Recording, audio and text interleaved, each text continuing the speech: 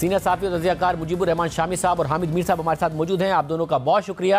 शामी साहब, सबसे पहले हुकूमत ज़ाहिर है इस बात का भी इजहार करती है कि हम चाहते हैं कि सूबे और वफाक के इंतखाबात एक साथ अक्टूबर में हो। मैं कहते हैं हम इंतखाबात के लिए तैयार भी हैं, मगर गवर्नर साहब तारीख दे नहीं रहे हैं। आपको लग रहा है कि हुकूमत कामयाब हो पाएगी एक साथ इंतखाबात कराने में, या लड़ने ही पड़ेंगे अप्रैल में सूबों के इंतखाबात, और एक बड़ा मुश्किल वक्त है जो नून लीग का इंतजार कर रहा है सूबाई इंतखाबात में? देखिए, जब लाहौर हाई कोर्ट में इस मुकदमे की समाअत हो रही थी तो उसमें किसी फरीक ने भी ये नहीं कहा कि इंतखाबात 90 दिन में नहीं होने चाहिए। इस बात पर कंसेंसस था। इलेक्शन कमीशन या जो लोग पिटिशनर्स थे वो और जो रिस्पोंडेंट्स थे वो सब सब ने ये नुक्ता जो है ये नहीं उठाया कि इंतखाबात 90 दिन में नहीं हो सकते। झगड़ा सिर्फ ये था कि तारीख किसने देनी है। वह इस बात पर कोई इख्तलाफ नहीं है कि इलेक्शन 90 दिन में होने चाहिए। अब ये तारीख देने का मामला जो है वो इस कदर पेचीदा बना दिया गया है कि यानी बार बार एक बात की जा रही है, कभी दूसरी बात की जा रही है, अब ये फिर दरवाजा खटखटाने की बात हो रही है। तो ये मामला जो है ज्यादा लंबा खींचा नहीं जा सकेगा। मेरा ख्याल है तारीख का ऐलान तो करना ही पड़ेगा, और अगर तशरीह के लिए कोई शख्स जाता है, गवर्नर साहब जाते हैं या इलेक्शन कमीशन जाता है हाई कोर्ट में, तो तशरीह भी मिल जाएगी। तो 90 रोज के अंदर मेरा नहीं ख्याल कि अदालत इस मूड में होगी कि 90 दिन की कैद को खत्म कर दे। और इस वक्त जो सूरत हाल है ये इंतखाबात कराने पड़ेंगे, इल्ला ये कि फरीकैन में कंसेंसस हो जाए कि बयक वक्त वो इंतखाबात कराएं, वफाक में भी और तमाम सूबों में भी। इसके अलावा मुझे तो कोई ऐसी दूसरी सूरत नजर नहीं आ रही कि मामला कैसे लटकाया जाएगा और किस तरह आगे बढ़ाया जाएगा, और ये खींचातानी की फजा जो है इसे कैसे तूल दिया जाएगा। हामिद मीर साहब, आपने काफ़ी पहले कह दिया था कि हुकूमत के जो इरादे हैं वो ठीक नहीं लग रहे हैं, और जो ऑफ द रिकॉर्ड हुकूमती रहनुमा गुफ्तगू कर रहे हैं उससे आपने बताया था कि ये आसार क्या नज़र आ रहे हैं। मगर जब लाहौर हाई कोर्ट का फैसला आ गया उसके बाद कोई कामयाबी हो पाएगी, या अप्रैल में ही इन्हें सूबाई इलेक्शन लड़ने पड़ेंगे और काफ़ी मुश्किल इलेक्शन होंगे वो? देखिए, जो हाई कोर्ट है या कोई भी और कोर्ट है या सुप्रीम कोर्ट हो, तो वो जो भी फैसला करती है ना वो तो आइन को सामने रखती है ना। तो हाई कोर्ट ने तो जो फैसला दिया है बड़ा सिंपल है कि जी आइन के मुताबिक जब सूबाई असम्बली तहलील हो जाती है तो 90 दिन के अंदर इलेक्शन होना चाहिए, और यही उन्होंने फैसला दिया और ऐसा ही होना चाहिए। लेकिन ये तो आइन कह रहा है ना, और अदालत कह रही है। जो अहले इक़्तिदार व इख्तियार हैं वो तो कुछ और सोच के बैठे हुए हैं, जैसा कि आप भी जानते हैं कि मैंने आपको काफ़ी दिन पहले बता दिया था। पहले तो मुझे यही पता चला था कि ये सिर्फ पंजाब और खैबर पख्तूनख्वा का इलेक्शन जो है उसको आगे ले जाना चाहते हैं, और चाहते हैं जी कि जब कौमी असम्बली का इलेक्शन होगा तो सारे इलेक्शन इकट्ठे करवा दिए जाएँ। अब मुझे पता चला है कि ये जो बाई इलेक्शन है ना कौमी असम्बली का, जिसके लिए अभी इन दोनों कागजात नामजदगी जमा करवाए जा रहे हैं, ये वो भी नहीं करवाना चाहते, और उसके बाद ये अक्टूबर से भी मामले को आगे ले जाना चाहते हैं। अब इसमें यकीनन हर बंदा जो आइन और कानून की बालादस्ती पे यकीन रखता है वो यही सोचेगा यार ये आइन में तो ऐसा नहीं हो सकता। तो बिल्कुल सही बात है, आपको और मुझे, शामी साहब को, सबको यही सोचना चाहिए कि भाई आइन में तो ऐसा नहीं हो सकता। लेकिन आप देखें कि यहाँ पे तो बहुत से ऐसे काम होते हैं कि जो आइन में नहीं होते, लेकिन असल ग्राउंड रियलिटी उन्हीं को बना दिया जाता है। तो लग यही रहा है कि जिस तरह माजी में होता रहा है कि बहुत से अदालतों के फ़ैसले जो हैं उस पर अमल दरामद नहीं होता, और कुछ ऐसे भी फ़ैसले हैं जिन पे अदालतों ने अमल दरामद करना था और अदालतों ने भी अमल दरामद नहीं किया। तो उनकी एक फ़हरिस्त बनाई जा रही है कि अदालतों के कौन कौन से फ़ैसलों पे अमल दरामद नहीं हुआ, और अदालतों ने भी अपने कौन कौन से फ़ैसलों पे अमल दरामद नहीं किया। तो कहा जाएगा जी कि हम इस पोजीशन में नहीं हैं, हमारे मुआशी मामलात हैं, फ़ंड्स की कमी है, मरदमशुमारी नहीं हुई, ये नहीं हुआ, वो नहीं हुआ, और ये इलेक्शन को डिले करेंगे। तो ये आइन की खिलाफ वर्जी होगी, और मैं तो ज़ाती तौर पर समझता हूँ कि आइन की खिलाफ वर्जी जो है वो एक बहुत बड़ा जुर्म है। लेकिन ये जो आजकल असद उमर साहब जिस तरीके से जो अंदाज़े गुफ्तगू है उनका कि हम घसीटेंगे और आर्टिकल 6 लगा देंगे, ये करेंगे, वो करेंगे, तो ये ख़ुद भी तो यही काम करते रहे ना। तो इनके कहने में वो ताकत मुझे नज़र नहीं आ रही जिसके ऊपर अदालतें या ये हुकूमत जो है वो राज़ी हो जाए, क्योंकि ये खुद भी यही काम करते रहे हैं। अब जिस तरह के इन्होंने आज इनके दौर में अली वज़ीर साहब गिरफ्तार हुए थे और आज वो रहा हुए हैं 2 साल के बाद, तो अली वज़ीर साहब जब रहा होंगे तो वो सिर्फ इस हुकूमत को तो नहीं ना कोसेंगे, पिछली हुकूमत को भी कोसेंगे। तो इसलिए ये जो इनकी मुख्तलिफ सियासी जमातों की जो इंटरनल कंट्राडिक्शंस हैं, उनका ये एक दूसरे को फ़ायदा उठाने देते हैं और कभी उठाने नहीं देते। लेकिन इस मरतबा ये ऐसे लग रहा है कि जिस तरह पहले तहरीक इंसाफ जो है वो कुछ ताकतवर लोगों की मदद से जो चाहती थी वो कर लेती थी, अब वही काम मुस्लिम लीग नून और पीपल्स पार्टी करने वाली है। शामी साहब, इस सब में ज़ाहिर तहरीक इंसाफ एक बयानिया चाहती है, फौरी तौर पर इलेक्शन भी चाहती है, एक बयानिया भी। और खान साहब का जो नया बयानिया है वो एंटी अमेरिका नहीं है कि अमेरिका ने यहाँ पर साजिश करके एक इम्पोर्टेड हुकूमत बनाई। वो तो कहते हैं बाजवा ने एक्सपोर्ट की थी, जनरल बाजवा ने। आपको लगता है इसमें कोई दमखम है और ये बयान बाय किया जाता है? क्योंकि खान साहब बाजवा के खिलाफ जब एक नैरेटिव बनाते हैं जनरल बाजवा के खिलाफ, तो वो अपने आप को भी एक कठपुतली वजीर आजम कहने को तैयार हैं कि मैं तो पंचिंग बैग था, चलती सारी की सारी जनरल बाजवा की थी। हालांकि उस जमाने में अगर कोई कहता कि जी ये तो कठपुतली हुकूमत है तो तहरीक इंसाफ को बहुत बुरा लगता था। तो खान साहब खुद मान रहे कि हाँ जी मैं तो कठपुतली था। देखें, खान साहब तो मेरा ख्याल मुशायरे में बैठे हुए हैं, कभी एक शेर सुनाते हैं, कभी दूसरा शेर सुनाते हैं, और गजल के अशार जो होते हैं वो एक दूसरे से मिलते नहीं हैं। एक हिजर की बात कर रहा होता है, एक वसाल की बात कर रहा होता है। तो ये खान साहब जो है, अब इस वक्त उनका दौर लगा हुआ है, लोग उनके जो मद्दा है उनकी बातें सुन रहे हैं और उसमें सर धुन रहे हैं। लेकिन बुनियादी बात तो ये है कि वो हर बात जो कह रहे हैं वो दूसरी अपनी बात पहली को कॉन्ट्राडिक्ट कर रहे हैं। और ये उनकी कोई अंदाजे की गलती नहीं है या कोई फैसले की गलती नहीं है। जो वो उस वक्त लोगों को बताते रहे, वो कहते थे कि मैं तो बिल्कुल मुकम्मल बाइख्तियार वजीर आजम हूँ और अगर मेरी बात को नहीं सुनेगा तो मैं तो उसे कान से पकड़ के निकाल दूंगा। और आज वो कह रहे हैं कि जो कुछ थे बाजवा थे और मैं तो कुछ भी नहीं था। तो फिर इसका मतलब ये हुआ कि अगर वो दोबारा वजीर आजम बनते हैं तो वो कठपुतली वजीर आजम होंगे, तो किसी बात की जिम्मेदारी नहीं लेंगे। तो ये बात ये है कि उनकी क्रेडिबिलिटी जो है इससे मुतासर हो रही है, लेकिन उनके मद्दा जो है वो बस उनकी बातें सुन रहे हैं और झूम रहे हैं और दाद दे रहे हैं और वेले दे रहे हैं। अब ये तो जो हालात आगे बढ़ेंगे देखेंगे कि किस तरीके से उनको लेने के देने पड़ते हैं या सिर्फ लेने ही लेने पर वो लगे रहेंगे। बाकी तो बात यह है कि दोनों हमारी जो पार्टियां हैं या इस वक्त बरसर इख्तदार लोग जो हैं और जो इख्तलाफ में, अब उनको दोनों को देख लें। जब वो अपोजिशन में होते हैं तो क्या बातें होती हैं, इख्तदार में होते हैं तो क्या बातें होती हैं। आज जो धाड़ रहे हैं हमारे असद उमर साहब, कासिम सूरी साहब ने क्या किया था, अगर ये अदालतें न होती तो वो वोट ऑफ नो कॉन्फिडेंस तो पेश कभी हो ही नहीं सकता था, न पास हो सकता था। तो कासिम सूरी साहब की रूलिंग जो थी उसके मुताबिक तो फिर मामला आज भी इमरान खान वजीर आजम होते। तो अदालतें जो हैं उनको तो अपने फैसले करने हैं और ये मामला बिलाखिर अदालत ही के पास जाएगा और वहां ही केस बनाना पड़ेगा अपना। इसके अलावा कोई और चारा नहीं होगा, क्योंकि आप किस तरीके से ये बैरियर क्रॉस करेंगे 90 दिन का। और आपको अगर ऐसा कोई इरादा है तो फिर खुल के सामने आ जाए, अपने आर्गूमेंट्स ले आए। तो साहब चुपते भी नहीं और बात करते भी नहीं और चिलमन से आप लगे बैठे हैं, तो ये मामला ज्यादा देर नहीं चलेगा, मामले पेचीदा होते चले जाएंगे और धम्मा चौक।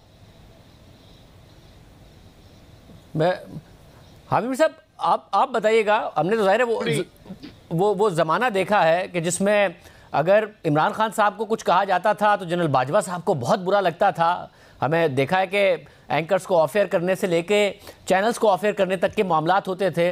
जनरल बाजवा के बारे में कुछ कहा जाता था तो तहरीक इंसाफ को बहुत बुरा लगता था, पूरी काबीना बैठ जाती थी उनका दिफा करने के लिए। और अब हाल ये है कि इमरान खान साहब प्रेस कॉन्फ्रेंस शुरू करते हैं तो शुरू होती है वो उनकी तकरीर जनरल बाजवा से, ख़त्म भी उन पर होती है और शदीद तनकीद कर रहे हैं। और जनरल बाजवा साहब कभी किसी सहाफ़ी से मुलाकात करके अपनी कहानी बयान कर रहे हैं, कभी किसी दूसरे सहाफ़ी को बता रहे हैं, अपनी तरदीद भी देते हैं, इसके अलावा धमकियाँ भी दे रहे हैं। एक सहाफ़ी ने बताया कि जी मेरे पास तो बड़ी चीज़ें मौजूद है इमरान खान की। ये जो ब्रेकअप हुआ है जो कि बहुत ही अगली ब्रेकअप है और खान साहब अब मुकम्मल बयानियां बना रहे हैं, इनका कोई फ़ायदा भी होगा उन्हें, क्योंकि वो अपने आप को भी कठपुतली वज़ीर आज़म के तौर पर पेश कर रहे हैं कि मेरी तो चलती नहीं थी। शाहजेब साहब, ये जो सवाल आपने किया ये बड़ा अहम सवाल है और बाजवा साहब सिर्फ साफ़ियों को नहीं मिल रहे बल्कि वो कुछ सियासतदानों को भी मिल रहे हैं और 5-5, 6-6 घंटे तक वो उनके सामने अपना मौक़िफ़ बयान करते हैं और कुछ और भी लोगों को मिल रहे हैं। देखें, ये इमरान खान साहब ने ये जो बाजवा साहब पे एक फ्रंटल अटैक खोला है उनकी रिटायरमेंट के बाद, ये मेरा ख्याल है कि वो बहुत सोच समझ के कर रहे हैं और कुछ चीज़ों का मुझे भी इल्म है। मैं ये समझता हूँ कि अभी तक इमरान खान जो हैं उन्होंने जनरल बाजवा साहब के बारे में 10% भी बातें जो हैं वो जो उनको पता हैं वो नहीं की। उसकी बहुत सी वजूहात हो सकती हैं। शायद वो चाहते हैं कि बाजवा साहब पे वो तनकीद करें, उनको बाजवा साहब की जो शख्सियत है उसकी काफ़ी समझ है, तो उनका ख्याल है कि ये रिएक्ट करेंगे और रिएक्ट करने में ये कोई गलती करेंगे तो उसका इमरान खान साहब फ़ायदा उठाएंगे। लेकिन ये मैं आपको बता सकता हूँ कि इमरान खान साहब ने बाकायदा एक पूरी लिस्ट बनाई हुई है कि उन्होंने बाजवा साहब के कौन कौन से मामलात जो हैं या उनकी नज़र में जो क्राइम्स हैं, मैं उनको मामलात का लफ्ज़ देता हूँ, उस पर उन्होंने उनको एक्सपोज करना है और अभी वो इंतज़ार कर रहे हैं कि उनको गिरफ़्तार किया जाए या उनको डिसक्वालीफाई किया जाए। मैं बार बार रिपीट कर रहा हूँ, आपको बता रहा हूँ कि 10% भी अभी इमरान खान नहीं बोले। और दूसरी तरफ बाजवा साहब लोगों को कहते हैं कि मैंने तो अभी 5% भी इसके बारे में नहीं बोला, मेरे पास भी बहुत कुछ है। जैसा कि आपने भी जिक्र किया कि बाजवा साहब बकौल एक एंकर के कि उन्होंने बाजवा साहब ने ख़ुद इमरान खान साहब की बहुत सी रिकॉर्डिंग की हुई है। तो शायद बाजवा साहब को ये नहीं पता कि जो उनके साथी थे जिनको वो बहुत अपना काबिल एतमाद साथी समझते थे, वो उनकी रिकॉर्डिंग्स करके इमरान खान को देते रहे हैं। तो आप ज़रा सोचें कि इमरान खान जो है वो इतने एतमाद के साथ बाजवा साहब को चैलेंज क्यों कर रहा है, उन पर अटैक क्यों कर रहा है, कोई ना कोई चीज़ वजह तो होगी ना। तो इमरान खान साहब जो हैं वो कुछ ऐसे मामलात भी तश तश बाम करने का इरादा रखते हैं कि जिससे सिर्फ बाजवा साहब की ज़ात को नुकसान नहीं पहुँचेगा, हो सकता है कि इतना रिएक्शन हो, इतना बड़ा तूफ़ान आ जाए कि उसमें फिर इमरान खान साहब को भी नुकसान हो सकता है।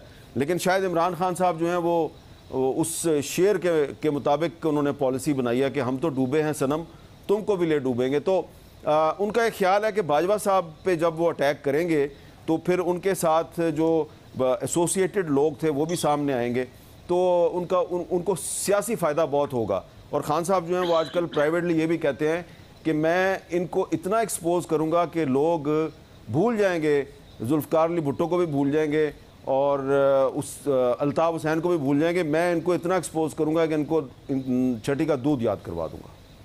तो शामी साहब, इस सब में ज़ाहिर है खान साहब चाहते हैं कि उनके इस्टेब्लिशमेंट के साथ राब्ते भी इस्तवार हों। फवाद चौधरी साहब कह चुके हैं कि सदर के ज़रिए भी अगर हो सके तो राब्ते बहाल होने चाहिए। और जब खान साहब जनरल बाजवा पर तनकीद करते हैं तो ज़ाहिर है जो हामिद मीर साहब भी बता रहे हैं कि वो मैसेजिंग यही है और मौजूदा इस्टेब्लिशमेंट को भी है, वो मौजूदा इस्टेब्लिशमेंट भी तनकीद करते हैं। इस सब से आपको लगता है दबाव डालने में कामयाब हो जाएंगे कि जी मेरे साथ राब्ते में रहो, मेरे साथ मामला तय करो? ये हो नहीं सकता है कि जो पिछले 4-5 साल में मेरे लिए किया जाता था, नवाज शरीफ को बाहर करने से लेकर मुझे वज़ीर आज़म बनाने से लेकर मेरी हुकूमत चलाने तक, अब ये डिस्कनेक्ट नहीं हो सकता है, ये मामला दोबारा वैसे ही करो। देखें, जनरल राहील शरीफ ने और जनरल बाजवा ने तो जनरल परवेज मुशर्रफ को प्रोटेक्ट किया था, उनके लिए चीज़ों को मैनेज किया था। उनके खिलाफ जो मुकदमा यानी चल रहा था उसमें उन्हें सज़ा हो गई थी, उस सज़ा को ख़त्म कराया था और इस बात का बरमला एतराफ़ भी किया। और फिर वो दुबई जाने में कामयाब हुए और वहीं अल्लाह को प्यारे हो गए, उनका जश्न खाकी वापस आया। लेकिन देखना यह है कि जनरल बाजवा जो है क्या वो यारो मददगार है या उनका अदारा जो है वो उनका तहफ़्फ़ुज़ भी करेगा या उनको प्रोटेक्ट करेगा? तो एक तो उस अदारे का ये इम्तिहान है। और जनरल बाजवा भी मेरा ख्याल है ये समझ रहे हैं कि कुछ ना कुछ तहफ़्फ़ुज़ तो उनको मिलेगा। लेकिन जो इमरान खान साहब जिस तरीके से बरस रहे हैं वो तो समझ रहे हैं कि उनकी पोजीशन मजबूत हो रही है। मैं समझता हूं कि उनकी पोजीशन कमजोर हो रही है, उनकी क्रेडिबिलिटी जो है उसको ज़ोफ़ पहुंच रहा है और वो एक खुद को एक ऐसी गली में ले जाते चले जा रहे हैं जिसके दूसरी जानब कोई रास्ता नहीं है। और वो जो लाडले तो नहीं बन सकेंगे दोबारा और उनके लिए मुश्किलात में इजाफा होगा। और ये जो पेचीदा सूरत हाल है, देखिए, जो अगर दफाई अदारे कमजोर होते हैं तो वो भी पाकिस्तान के लिए कोई अच्छी खबर नहीं है। और अगर सियासी अदारे जो हैं उनकी दुर्गत बनती है तो वो भी हमारे सामने है।